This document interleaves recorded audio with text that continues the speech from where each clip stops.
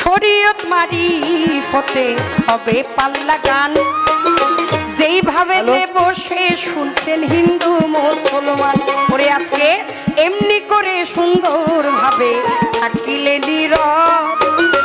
উভয় শিল্পীর ভাব তত্ত্ব বলা হবে সব, পাল্লা কথার মধ্যে যদি রে ভাই ওঠা বসা হয় যাওয়া আসা হইলে কি বিচার গানের কবু মজা রয়। ওরে আজকে হাত তুলিয়া সুন্দর ভাবে চাইলে একবার দোয়া, পূর্ণভাবে হবে আলিমুদ্দিন ল্যাংটার গান গাওয়া। আজকে গন্ডগোলটা বারণ রাখবেন পায়ে ধরে জানাই, আছেন যত বিজ্ঞ শ্রোতা সকলে মান্য করি ভাই। আমার প্রথমবারে জিজ্ঞাসা সরকারের ধারে যে শরীয়তের পক্ষ নিয়া গান গাইবে যে আসরে, ওরে আমি ভাবে ভাবে ভাবে ভাবে খেলবো প্রেমের না।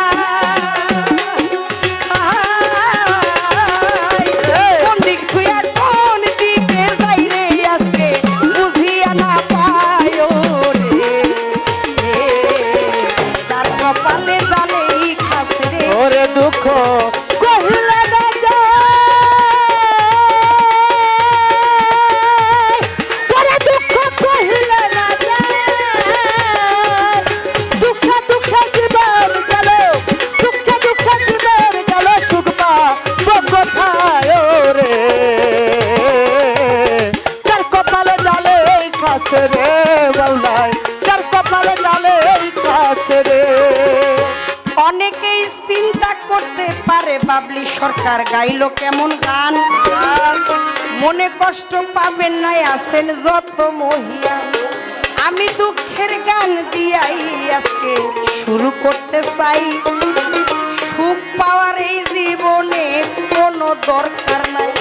আমি দুঃখে থাইকাই বন্ধুরে কাছে যেন পাই, কোথায় আছো মজিবুল বসর হাজির নাজির, আমার মজিবুল বসর মাঝ ভান্ডারি ডাকি আমি তোরে। মাতাল চান্দে কোথায় রইল দেখা দাও ভক্তের আইসো বন্ধু বৈশো কাছে খাওয়াবো বাটার পান, আমি বাটার পান খাওয়াই আরে বন্ধু জুড়াইব মনে।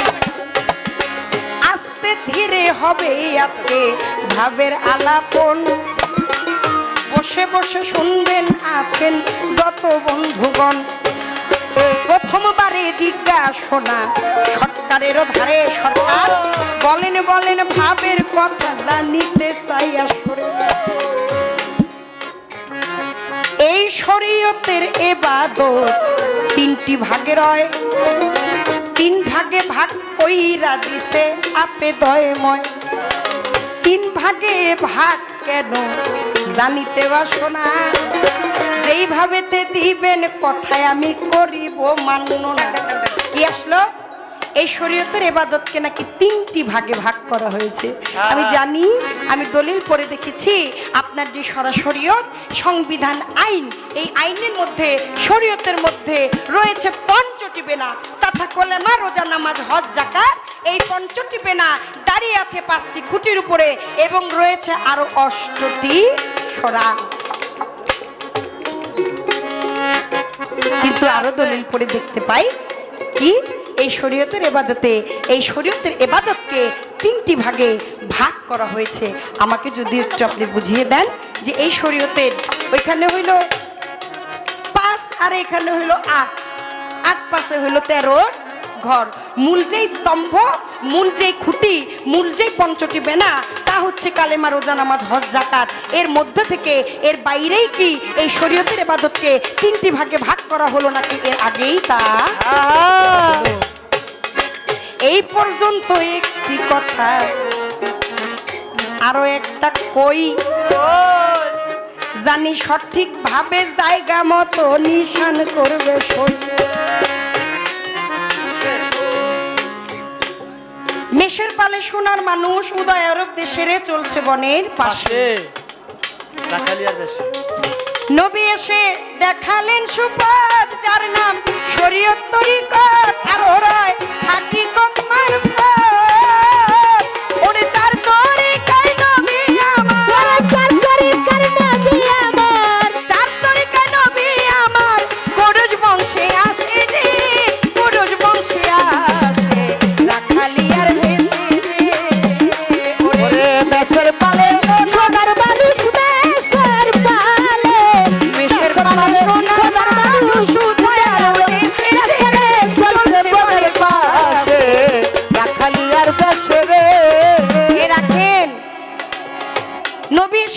হলেন সুপথ, যার নাম শরীয়ত তরিকত, আর ওরাই হাকিকত মারফত।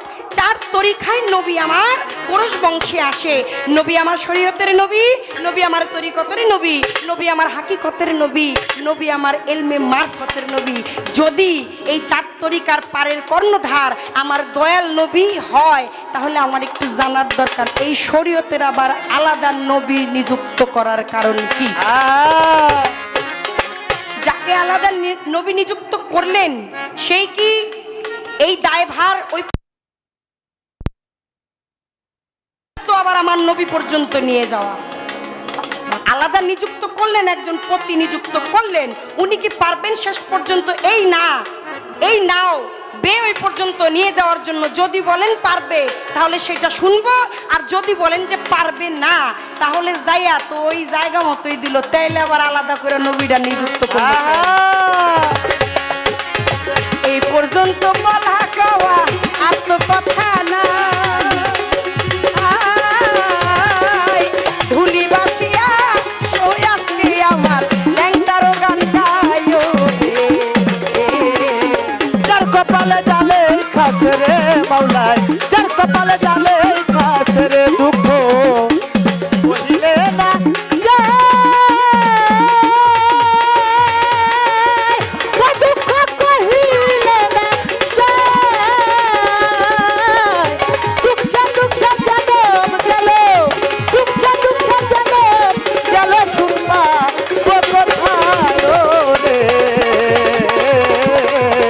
যার কপালে জালে খাসে রে, দুঃখী ঢুকি বিষম দুঃখী যার গাঙ্গে ভাঙ্গে বাড়ি, তাহার চাইতে ভীষণ দুঃখী যে অল্প বয়সে নারী রে, অল্প বয়সে নারী রে, অল্প বয়সে নারী।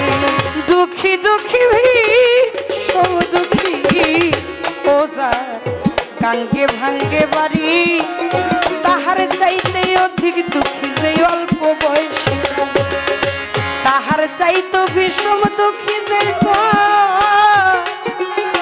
হইয়া সন্তান মরে, তাহার চাইতে বিষম দুঃখী যেই জন আটকুড়া সংসারে,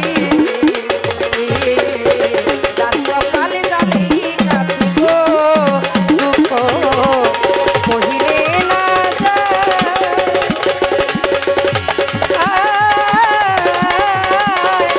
দুঃখে দুঃখে জনম গেল, আমি সুখ পাবো কোথায় রে?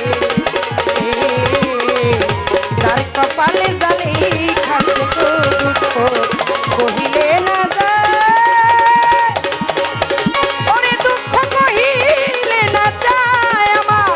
দুঃখে দুঃখে জনম গেল, দুঃখে দুঃখে জনম গেল, সুখ পাবো কোথায় রে? যার কপালে